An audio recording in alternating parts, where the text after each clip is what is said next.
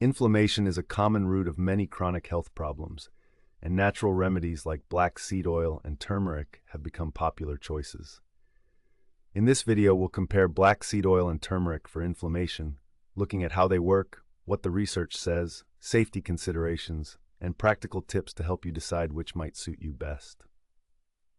Black seed oil, also known as Nigella sativa oil, contains a key compound called thymoquinone. Thymoquinone has antioxidant and anti-inflammatory properties. Laboratory studies show it modulates inflammatory pathways, reducing levels of pro-inflammatory cytokines and inhibiting enzymes like cyclooxygenase and lipoxygenase. Animal studies and some small human trials suggest black seed oil may help with conditions such as asthma, rheumatoid arthritis, and certain allergic reactions by lowering markers of inflammation and improving symptoms. Turmeric, a bright yellow spice from the root of Curcuma longa, owes its anti-inflammatory reputation largely to curcumin, its most active compound. Curcumin suppresses several inflammatory molecules including NF-kappa B, tumor necrosis factor alpha, and interleukins. A large body of research, ranging from cell studies to randomized clinical trials, supports curcumin's benefit in osteoarthritis, metabolic syndrome, and chronic inflammatory states. Many trials report improvements in pain, joint function, and blood markers of inflammation. While both have compelling mechanisms, there are important differences. First, potency and evidence. Curcumin has been studied extensively in humans, with numerous randomized controlled trials, meta-analyses, and systematic reviews supporting its anti-inflammatory effects, particularly for joint pain and metabolic inflammation. Black seed oil has promising preclinical evidence and a smaller number of human studies. Results are encouraging, but less abundant and less definitive. Second, bioavailability. Curcumin is poorly absorbed on its own. To be effective, formulations often include purine from black pepper, liposomal delivery, or other technologies to enhance absorption.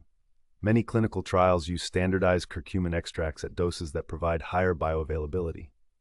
Black seed oil's active compounds are generally more bioavailable in oil form, and traditional use often involves consuming the oil or seed powder. Third, safety and side effects. Both are generally well tolerated. Curcumin can cause stomach upset or mild gastrointestinal symptoms at higher doses and may interact with blood thinners, certain chemotherapy agents, and drugs that reduce stomach acid. Black seed oil may cause mild digestive symptoms or allergic reactions in sensitive individuals. It can also lower blood pressure and blood glucose, so caution is advised for people on related medications. How to choose. Consider the condition you're targeting and existing evidence. For joint pain, osteoarthritis, and metabolic inflammation, curcumin, especially in a bioavailability-enhanced form, has strong clinical support.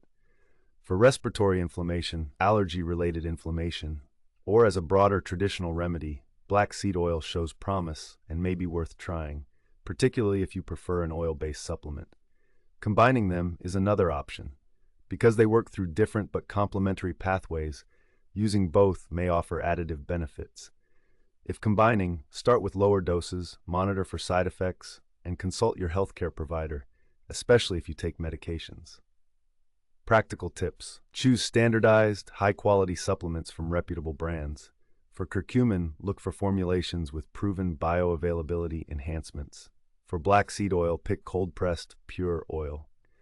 Start with recommended doses on the label and report any adverse effects to your clinician.